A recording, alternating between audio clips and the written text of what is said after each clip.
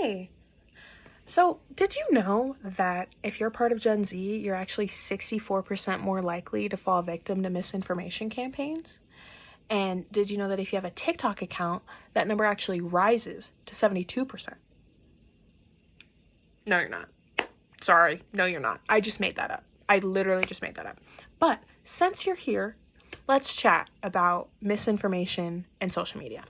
It's no secret that misinformation is running rampant on social media. Terms like fake news and clickbait, they've become part of our colloquial language. If you looked at any Instagram meme page right now, you'd probably find quite a few memes that are based simply on the fact that they're untrue to be funny. Like the punchline of the meme is that it's a lie, right?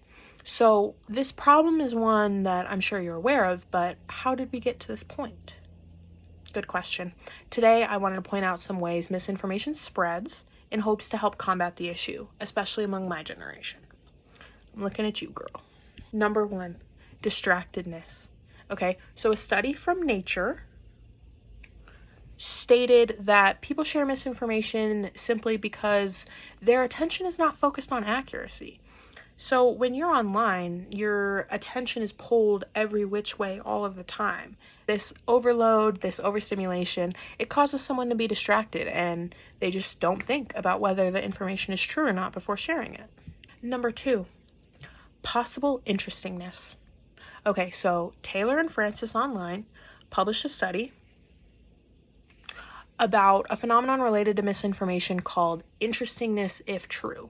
So essentially what this is the tendency of people to share misinformation based on the fact that if it was true, it would be interesting.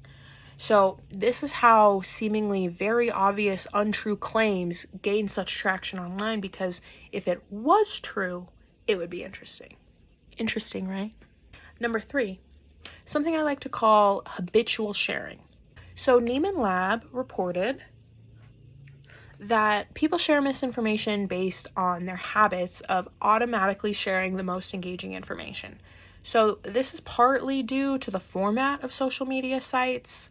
There's such an oversaturation of information and posts and everything that it actually promotes this competitiveness around which posts get shared.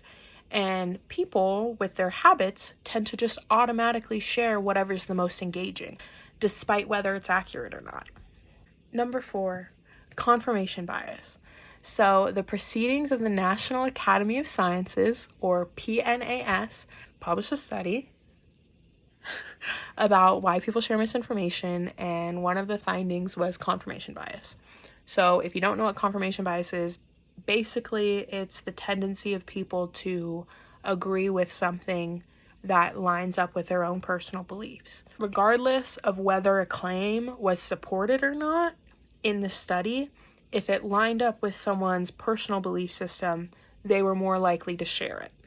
Number 5, echo chambers. In the same study published by PNAS, they reported echo chambers as also being an influence on why people share misinformation and why misinformation gets spread.